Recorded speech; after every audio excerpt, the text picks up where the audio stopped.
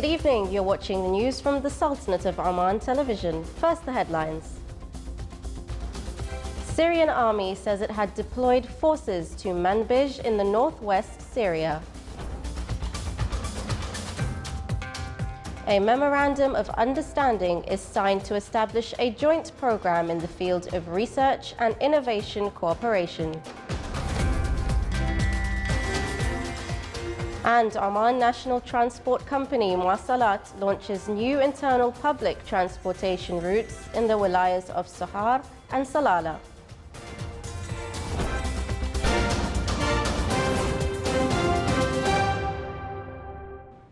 Those were the headlines, and now for the news in detail. The Syrian army said it had deployed forces to Manbij in northwest Syria today after the Kurdish YPG militia urged Damascus to protect the town from the threat of Turkish attacks. A resident said the forces had not entered the town where US troops operate and have a military base. The government forces were stationed on the outskirts between the town and territory under Turkish influence. US President Donald Trump's abrupt decision to withdraw troops from Syria has alarmed the Kurdish-led fighters who have fought Daesh militants alongside them for years. Kurdish leaders are scrambling for a strategy to protect their region, stretching across the north and east, where the presence of some 2,000 US troops has so far deterred an incursion by Turkey, which deems the YPG a threat to its own territory and has vowed to crush it. Foreign Minister Jeremy Hunt said today that Prime Minister Theresa May's Brexit deal can be passed by the British Parliament if the European Union provides clarification that the Northern Irish backstop will be temporary. The backstop is an insurance policy designed to prevent the return of border checks between Ireland, an EU member, and British-ruled Northern Ireland. It is proving the biggest obstacle to a divorce deal between Britain and the EU. May pulled a vote on her divorce deal earlier this month after admitting that Parliament would reject it. Lawmakers are set to discuss the agreement again next month, with a vote in the week starting January 14th. Parliament is deeply divided, with both supporters and opponents of Brexit opposed to May's deal, which seeks to maintain close ties with the EU. Britain is due to leave the bloc on March 29th, and the impasse has increased the chances of a no-deal Brexit and led to growing calls for a second referendum. Officials said today that the number of people evacuated after Indonesia's deadly tsunami has nearly doubled to some 40,000, while more than 7,000 were injured in the disaster and around 426 people had been killed. Indonesia's disaster agency raised the danger alert level and also warned that fresh activity at the crater threatened to trigger another deadly wave. A no-go zone around rumbling Anak Krakatoa has been widened to 5 kilometers, with residents warned to stay away from the coast. Flights are being redirected away from the area. A section of the crater, which emerged at the site of the Krakatoa volcano, whose massive 1883 eruption killed at least 36,000 people, collapsed after an eruption and slid into the ocean, triggering Saturday night's killer wave. Indonesia, a vast Southeast Asian archipelago, is one of the most disaster-hit nations on Earth due to its positioning straddling the so-called Pacific Ring of Fire, where tectonic plates collide.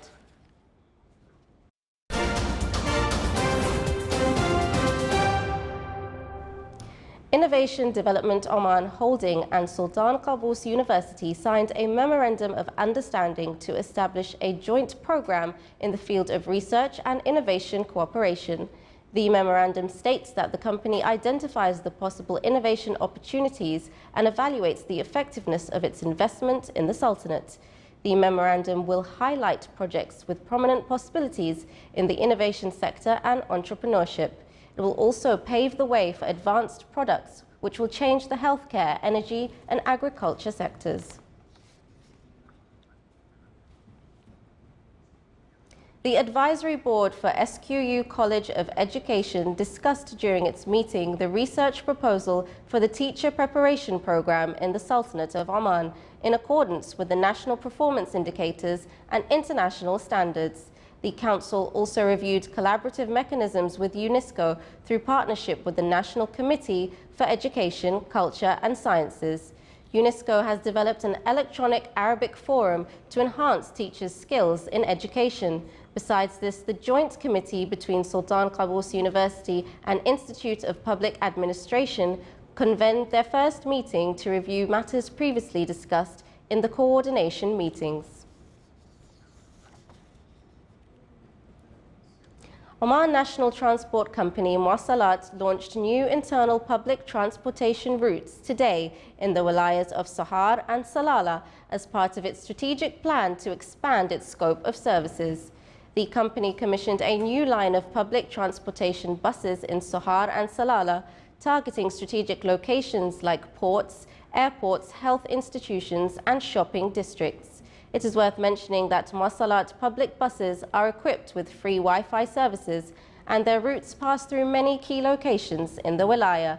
To introduce these routes to the public, Municipality is currently offering free services until the 3rd of January next year.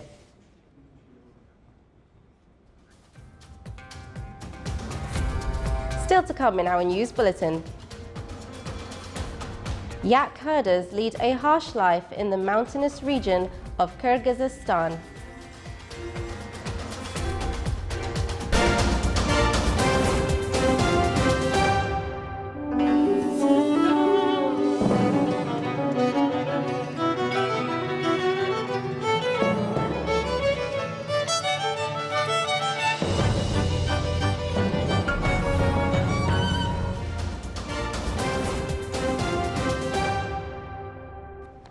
Welcome back to the news from the Sultanate of Oman television. The Municipality Council for the Governorate of North Barton discussed in its 10th meeting for this year matters to improve public services such as provision of dialysis units in the Wilaya of Khabara, rerouting trucks heading to Sohar Port to Barton Expressway to minimize traffic load in the public roads, as well as establishing additional delivery units in the hospital, plus reducing the tobacco shops near residential areas. The council members proposed not to renew tobacco selling permits for shops near residential areas, as well as not to permit new shops to open until the issue of relevant bylaw. The council explained that it does not bar opening tobacco shops in industrial areas and only seeks to prevent the youth and the children from smoking. The council members also discussed the issue of throwing construction debris in wadis, as well as the optimal distance between speed breakers.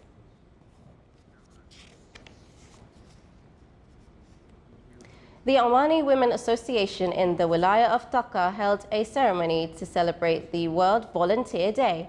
The event included awareness lectures, poetic sessions, and a speech was delivered on the significance of this day.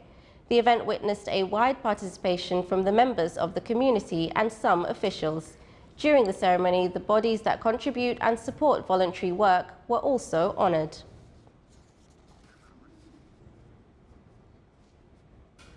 Oman Oil price February 2019 delivery reached $53 and 38 cents per barrel. According to Dubai Mercantile Exchange, Oman Oil price declined by 17 cents. The average price of Oman Oil January 2019 delivery reached $66 and 28 cents per barrel, thus $13.92 lower than the price of December 2018 delivery. The Equality Improvement Committee at Reisut Industrial Estate under the Public Establishment for Industrial Estates, Barton, held its first meeting. The meeting discussed challenges facing investors in the current stage, working on joining companies in the estate to support social responsibility initiatives, providing more job opportunities for the Omani citizens, providing opportunities for Omani small and medium enterprises, and giving the priority for Omani entrepreneurs. It also reviewed the recommendations of companies and factories to improve the quality of the services provided in the estate.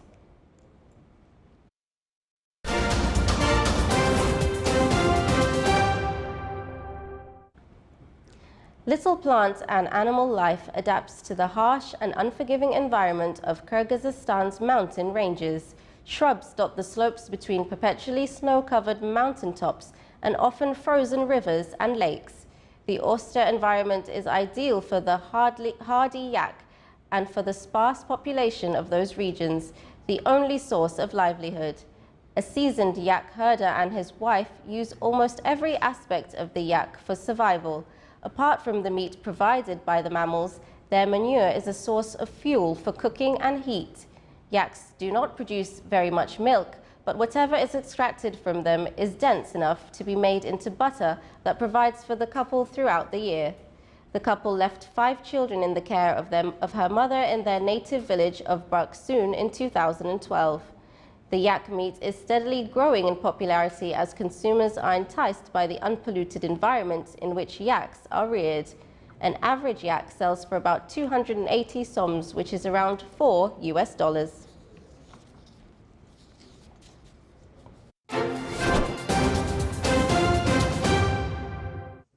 And now for the general weather forecast around the Sultanate. Clear skies will prevail over most of the governorates with chances of low clouds and fog late at night and early morning over the governorates of South Sharqiya, Worcester and Dhofar. Winds will be north to northeasterly light to moderate. Seas will be slight with a maximum wave height of 1 meter.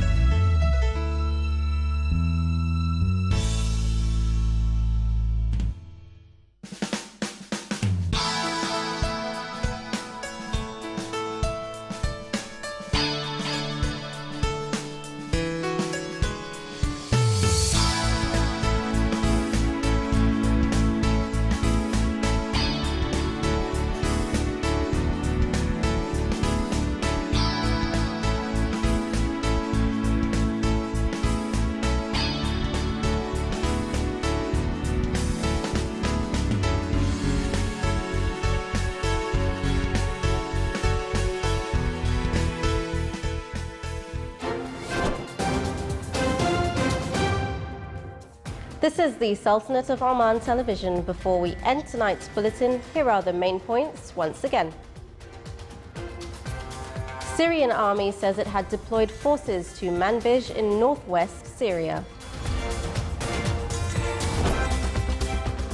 A memorandum of understanding is signed to establish a joint program in the field of research and innovation cooperation. And Oman National Transport Company, Municipality, launches new internal public transportation routes in the wilayas of Sohar and Salalah. And with that, we come to the end of tonight's news bulletin. From all of us here at the newsroom and the studios, it's good night.